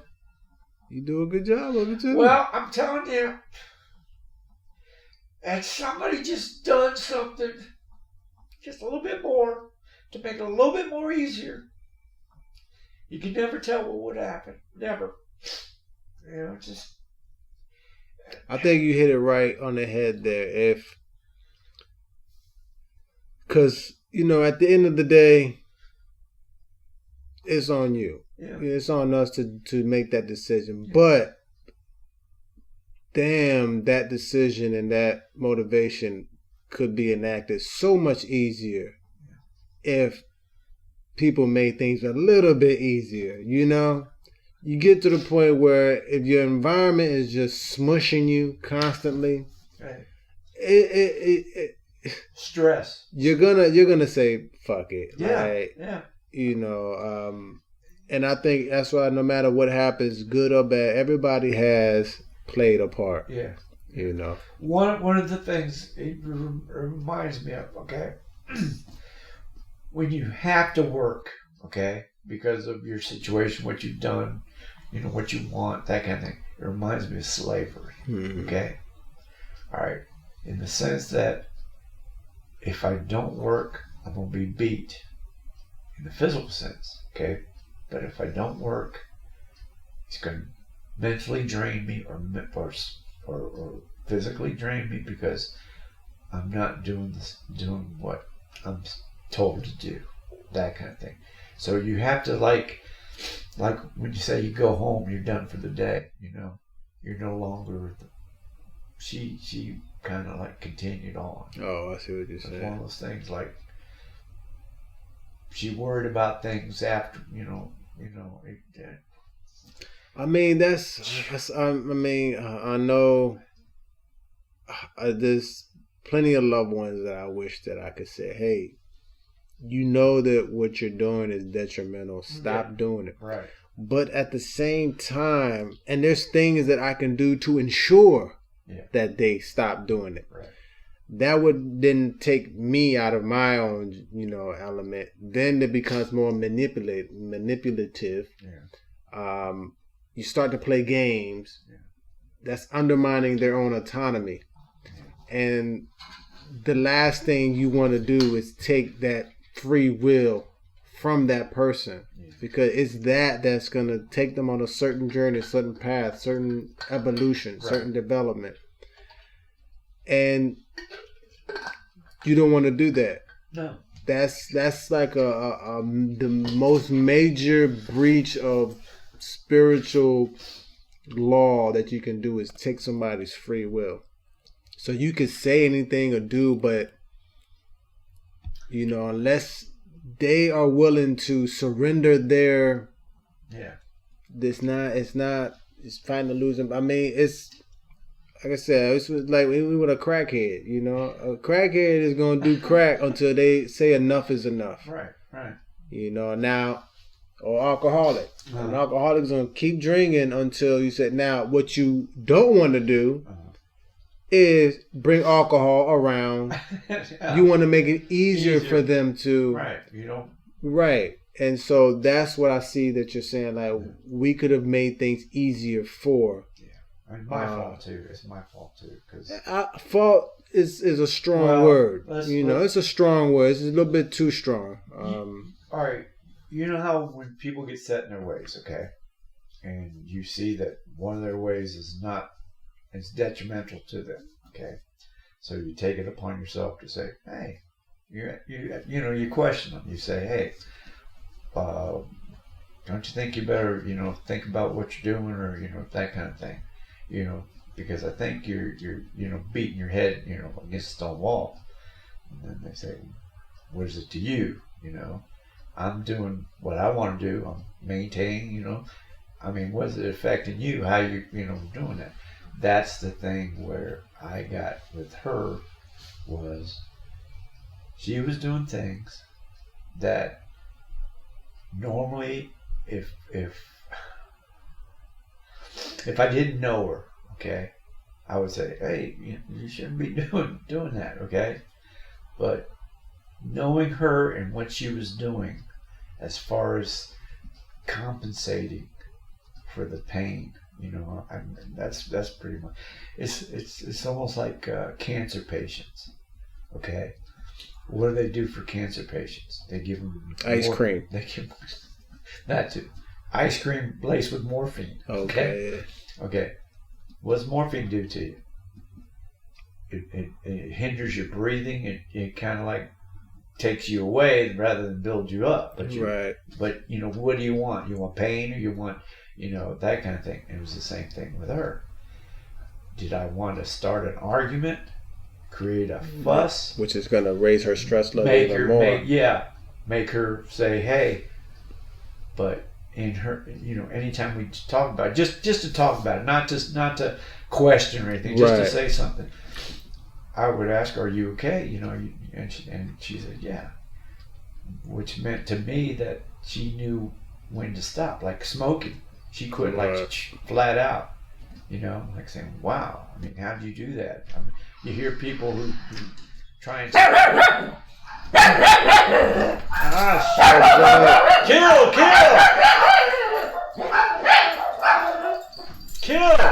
Where you going? You gotta edit this out. What are you doing? Can we go upstairs? Yeah, keep the door open. Don't be too loud, but loud enough I can hear you. Door all the way open. Take a dog in there with you. Not just a little crack. Grab a drink or something too, so you don't bother us. Put your headphones on. Anyways, we'll talk about with her. She drank, okay, and she'd send me to the store to get her drink. My mom used to do that. I was like, nope. You want a drink? You go to yourself. You want some smokes? Get yourself. You want some weed? Okay, I got you. Let me call homeboy up real quick. And okay. Now I don't do that no more either. But it went against the grain. I know that. Yeah, but you're also thinking about her. Okay, that's my whole mentality. Right. I didn't want to do it. I told myself I'm not going. Yeah, but I question cause see, that's what I'm saying. That the whole fault blame thing, it could go either way. Like, let's say for example, mom, she sends me to go get her paraphernalia. Yeah. And I'm like, that's not my world. I don't want to contribute to your, downfall. Right. Yeah. So, and every other time it's fine. She gets it. This time, however, she gets in an accident. Yeah. And something bad happens. Now I'm thinking, well, maybe I should have went because I'm going by my principles. You see, like, I know. We could, if we play the game, if we play the blame game, we'll always win. Well, here's the thing: it's those what ifs. I hate that. My goal is not to question why, but try to get an understanding without question. That's perfect. Because when you question why, you're not going to get an answer. I don't care who you are. You should question why. Well, but don't get hung up on the answers. Don't even have okay. Because without to gain that understanding, you have to pose an inquiry. But don't judge the answers that come. Don't come to a conclusion like, okay, this is the answer. This is just let it be. Here's that I agree with that totally. But here's my thinking of asking why. Okay. Sometimes you're asking a question that has no answer. Okay. You want an answer, but it has no answer. You demand an answer, but there's nothing there. So what are you going to do about it? Keep asking why, or try to get the understanding of how come you can't answer it? It's one of those big picture things, or what I'm saying, be more specific. Sometimes, and like for instance, my mother-in-law, Lori and I would say, why? What was the purpose? Well, what it was one of those things where Final Destination, the movies, okay? It was one of those things where no matter what you would try to do to prevent this, it was going to happen. But in the sense, when it happened, we said, what the fuck? How could this happen? And then that's how's her easy answer.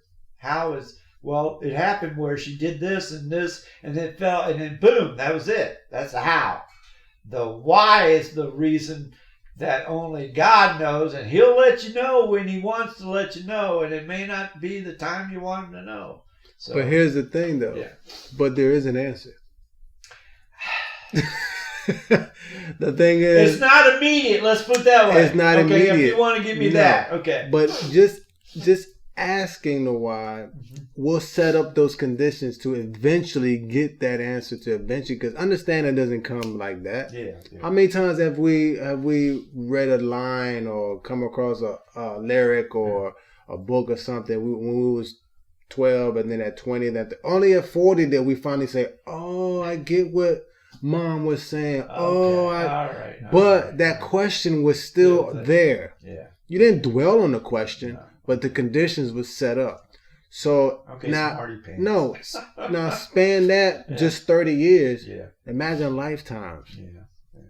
The answers that we're coming up with now Yeah. has been asked lifetimes ago. But to us, a lifetime is but that's just a blink of an eye in the span of forever. Yeah. You know, the way you're, it's like history. I've been watching certain things like, where they're finding more biblical facts that archaeologists are discovering. That is this true? Like, did this actually happen? Where they find artifacts to say, if this is here and they said this was here in the Bible, then what do? Put one and one together and equals two. That means this occurred because this story is telling you that this thing right here was there when it happened. That kind of thing. Okay. The question was asked before it was discovered. So I see where you're saying, and it may have not occurred. Because people are always asking, did this really happen? Is the Bible really true? Those questions were asked. Certain parts. Right. But those questions were asked when the book was opened. It's like saying, is Spider-Man true because New York exists? Yeah. Well, of course, New York exists, but is Spider-Man? Yeah. Go ahead. I see what you're saying. But it's though, like you were talking about, where there's an answer, but it may take lifetimes. The thing is just to find this is just to find solace and sense of calm with uncertainty.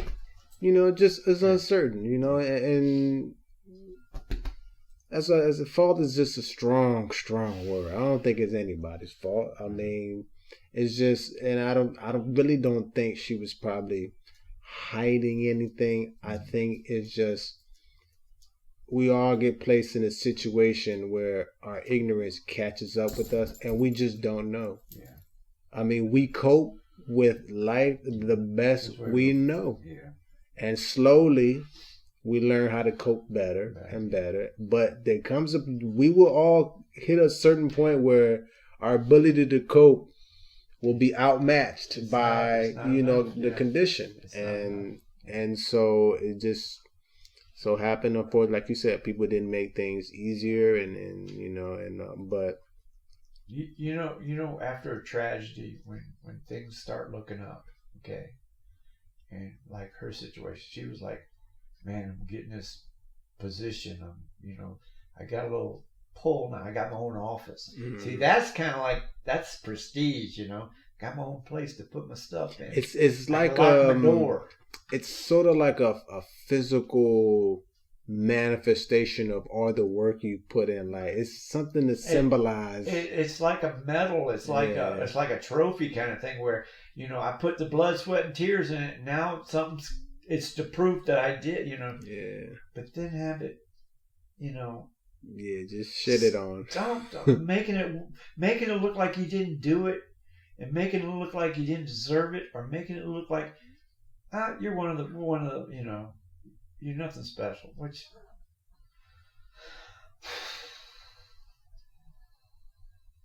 but hey, here's the thing though. Yeah. The thing is, the people that loved her thought she was special, and she went out knowing that. Yeah. She went out with the most special person, literally like right next to. The only better scenario I can imagine was The Notebook. Have you ever seen that movie? Yeah.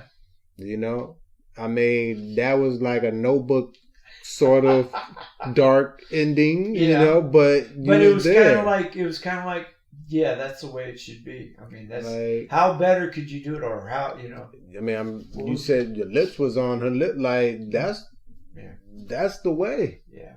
Like, I mean, it was you stay from the beginning to the end, like literally. That's like it wasn't like you was in this end and she was on. No. But see, that's and it was in her home, but, you know. See, that's the thing that what if, which I'm not going to go there. I'm not going to go there. It's like, what if I went upstairs with her when she did that? Because she wasn't, she was feeling, her stomach and everything. But also, she loved her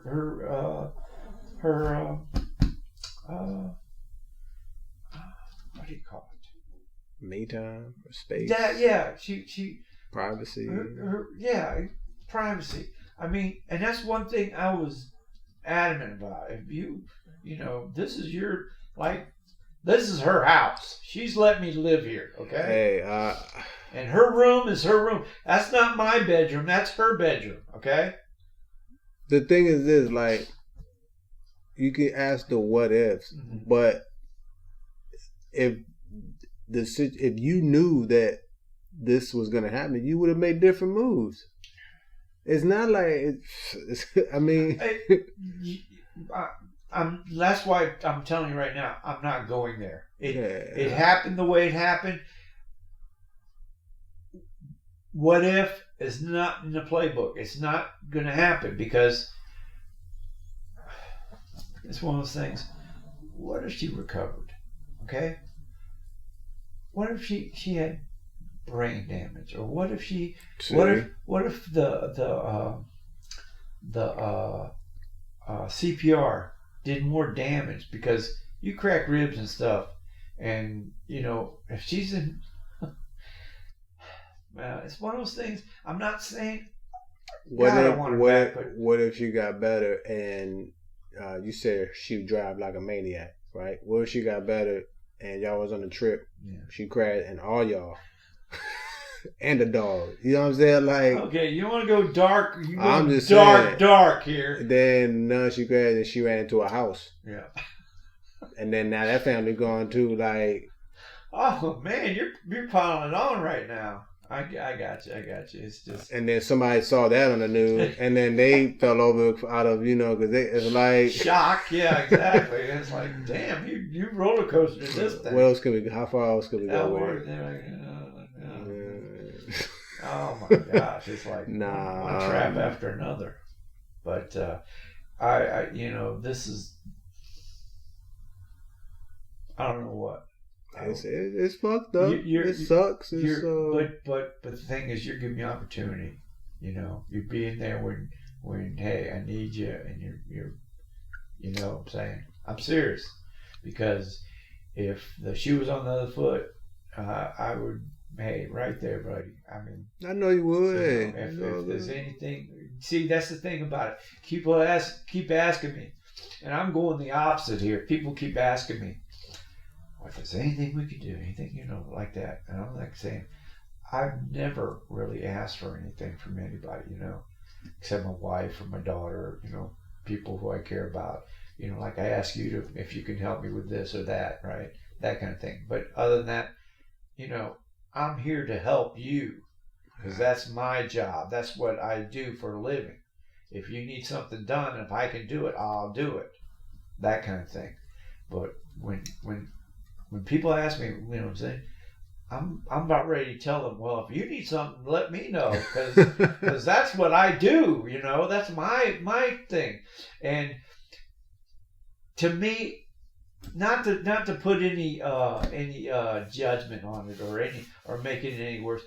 And to me, it's the only thing they could say, or the only thing. It's like an automatic response. I got you. One of those things where you say "I love you" and the person says "I love you" back. That kind. But it means, but it's automatic. And the thing is, now that shows that you care about me. That shows that, hey, you have my best interest in mind by saying that, which I totally. But it's It's making it hard for me because I got to decide. Well, let me think. What I need done? What can you do for me right now that I need? And there's, you know what I'm saying? I got you. I appreciate. I mean, if because we do it. I mean, you do it to other people when they, you know. I mean, it's all, but it's like. I would never have you do anything for me. You know what I'm saying? In any other situation. In any other situation. I don't care what it is. If because I would never ask you. You know? It's not that I would stoop so low to ask you. It's just that it would make me feel small in front of you if I asked you to help me. Because that kind of like I'm putting myself, you know, at a lower level, you know. And that hurts. That hurts the pride, not me. You should get that away, but you should get rid of pride. But that's a hard thing to do. Yeah, well, you get in situations where you're forced to reevaluate that. That is so.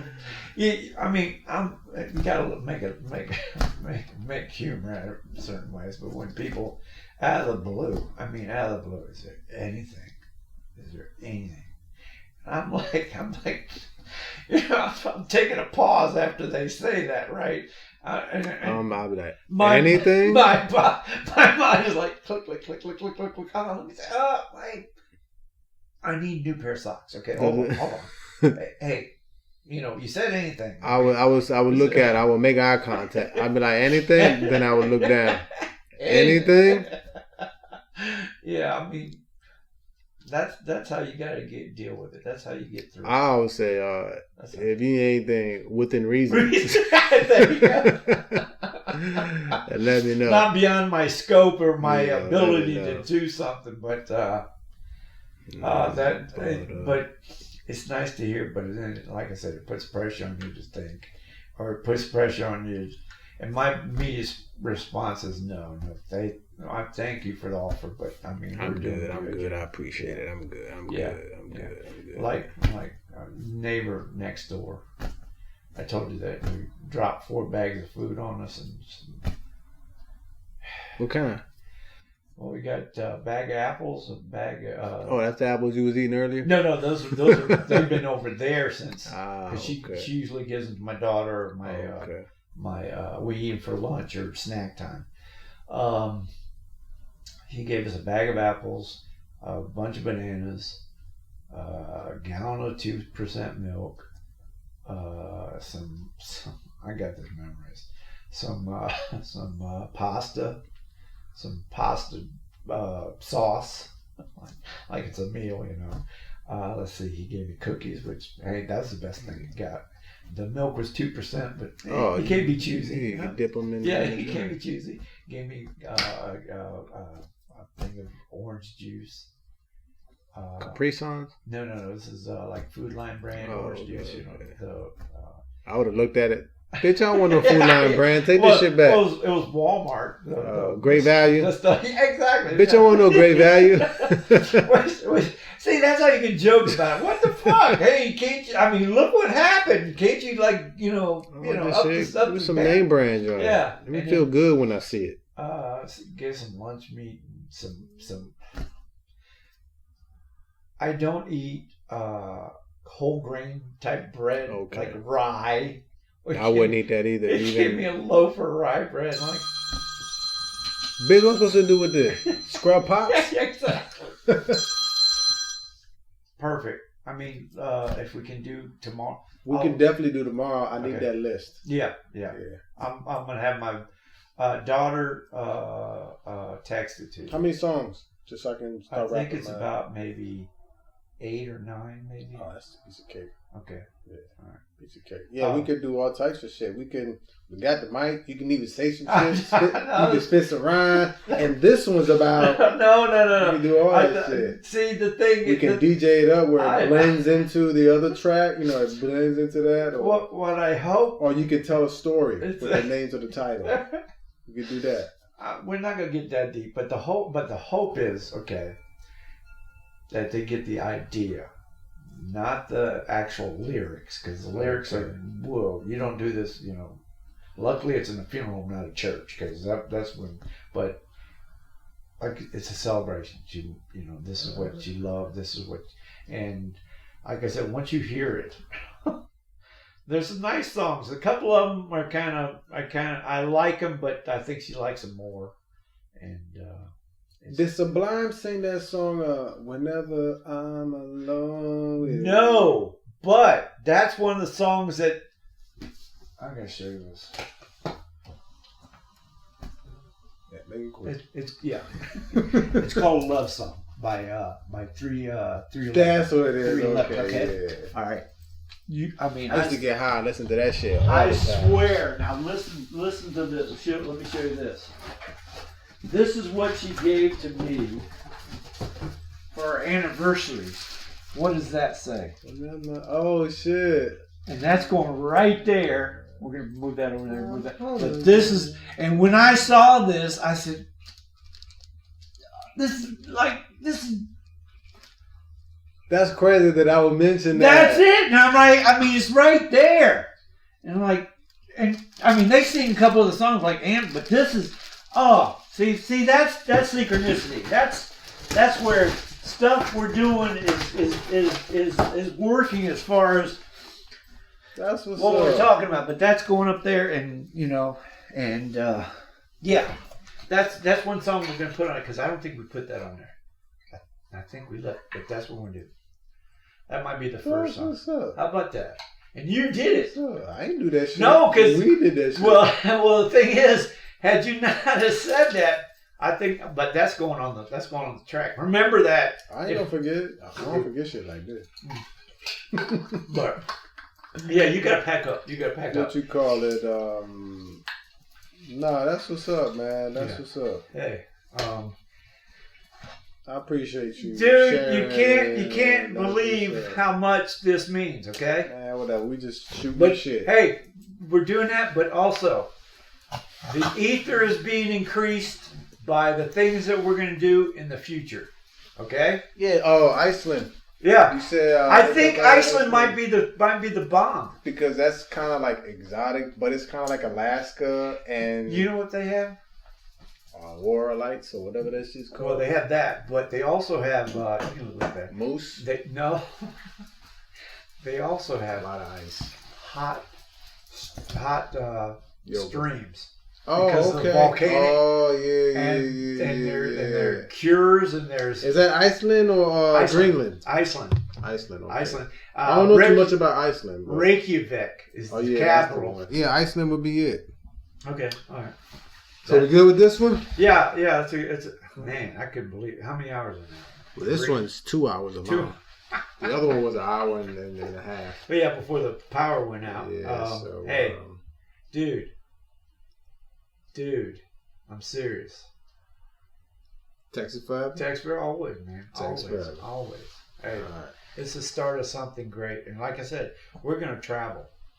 We're gonna. Hey. And here's the thing. Life is worth living, and that's what we're doing. I'm glad you got that because one of the things you did for me was you made me realize, hey, it's time to travel, and you did the traveling for me, what I couldn't do. I appreciate that because that's what I wanted to know. You helped out with that. Yeah. You helped out. I appreciate it. And now we're gonna do it together. Well, I'm telling you something. And you're losing mad weight, so that's what's up. I think the funniest thing is.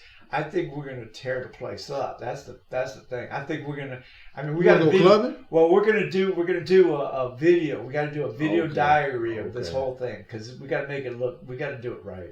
Seriously. We're gonna go clubbing. We're gonna go clubbing and Iceland. No. We're gonna. I know. We're gonna break it up. You know what I'm saying? Zip line and shit. We're gonna break it up. Yeah, and you talk about Ecuador and places. Okay. Hey, it's still open for decision now. Here's the thing. You excited? Oh, always. Hey, it's called manic. Okay. The thing about it is, I'm praying to God, which you don't do, but that's all right. I'm saying, let this world stabilize so maybe we can enjoy some of the things that He's given us. Because this creation that we're living on right now is got amazing. A lot of stuff. And the more you travel, the more you see how and it's like. Hey, I mean, like I said, the Alpha Tower. Not until you stand next to it, you know how big that bitch is. So that's the thing. And plus, it's made of metal, man. Damn. All right, we're good. You gotta eat. Oh shoot, you've got 5 minutes to eat. We'll travel. Okay, and hey, we'll put the car seats on tomorrow. Texas forever. Texas forever.